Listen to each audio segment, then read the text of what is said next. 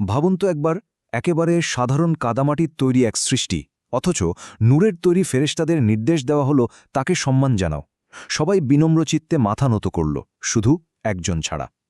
আজকের এই এক্সপ্লেনারে আমরা সূরা আল হিজরের অত্যন্ত গভীর এবং আধ্যাত্মিক এক যাত্রায় বেরোব। আমরা জানব মানব সৃষ্টির সেই অলৌকিক মর্যাদা সম্পর্কে, আর দেখব কিভাবে কেবল একটুখানি অহংকার একটি সত্তাকে চিরস্থায়ী পতনের দিকে নিয়ে যায়। চলুন শুরু করা যাক।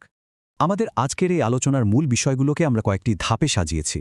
ঐশী বাণীর সুরক্ষা থেকে শুরু করে মহাবিশ্বের বিশালতা আর মানুষের আত্মার গভীরতম অংশ পর্যন্ত প্রতিটি বিষয় আমরা খুব সাবলীলভাবে ধাপে ধাপে বিশ্লেষণ করব। তো শুরুতেই আসা যাক আল কোরআনের ঐশী সুরক্ষার বিষয়ে। যে কোনো কিছু গভীরভাবে বোঝার আগে তার ভিত্তি এবং প্রামাণিকতা সম্পর্কে আমাদের একদম পরিষ্কার ধারণা থাকতে হবে, তাই না? এই ঐতিহাসিক প্রেক্ষাপটটা একটু খেয়াল করুন। মক্কায় অবতীর্ণ ৯৯টি আয়াত বিশিষ্ট এই সূরাটি আল কোরআনের ১৩ নম্বর পাড়ায় অবস্থিত। এই সাধারণ তথ্যগুলোই মূলত আমাদের আজকের পুরো আলোচনার একটি শক্ত ঐতিহাসিক ভিত্তি তৈরি করে দেয়। আর মানব ইতিহাসের সবচেয়ে বড় নিশ্চয়তাটি লুকিয়ে আছে ঠিক এই ৯ নম্বর আয়াতেই। আল্লাহ তাআলা নিজেই ঘোষণা করছেন যে এই কোরআন তিনি নাজিল করেছেন এবং তিনিই এর রক্ষাকর্তা। একটু চিন্তা করে দেখুন, এই ঘোষণা প্রমাণ করে যে কোরআন সমগ্র মানবতার জন্য এক অপরিবর্তনীয় গাইডলাইন। এর কোনো পরিবর্তন কখনোই সম্ভব নয়।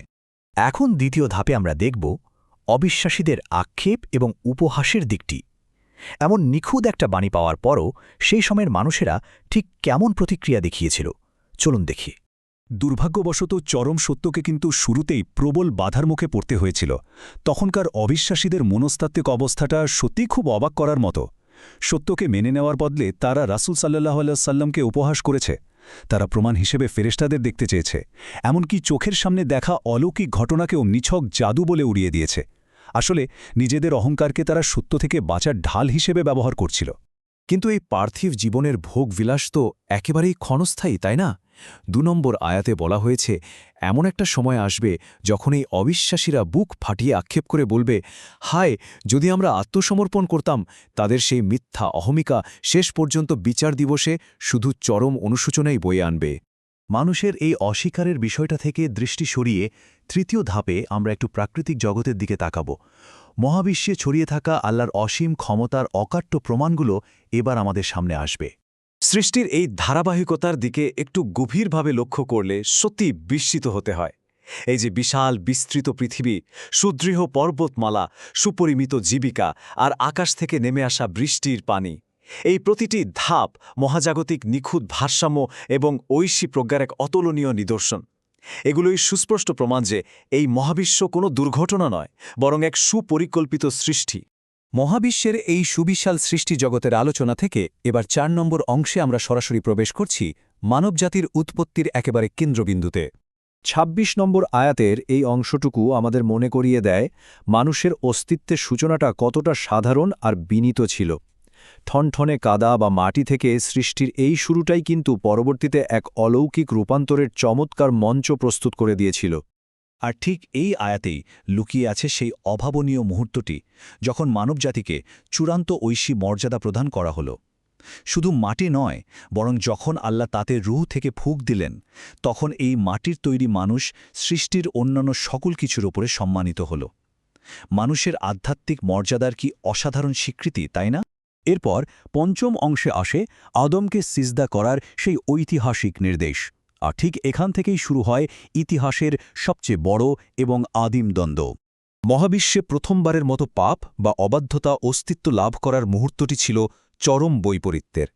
একদিকে আমরা দেখতে পাচ্ছি ফেরেশতাদের পূর্ণাঙ্গ ও নিঃশর্ত আত্মসমর্পণ, আর ঠিক তার বিপরীতে ইবলিসের একক অহংকারী বিদ্রোহ।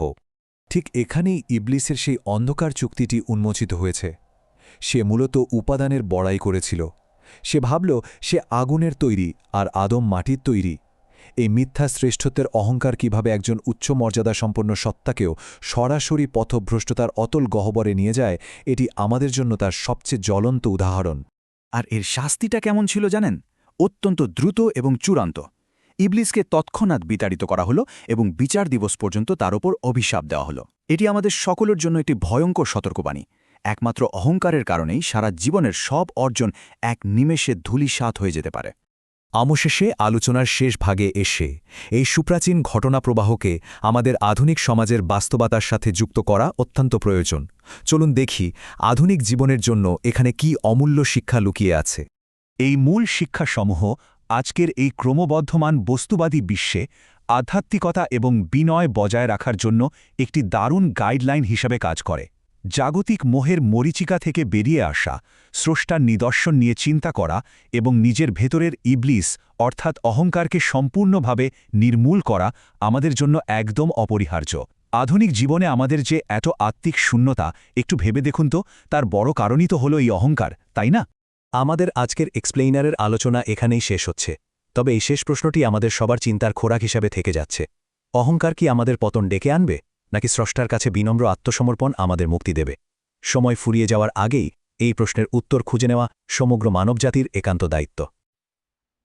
আমাদের আজকের এক্সপ্লেইনারের আলোচনা এখানেই শেষ হচ্ছে, তবে এই শেষ প্রশ্নটি আমাদের সবার চিন্তার খোরাক হিসাবে থেকে যাচ্ছে।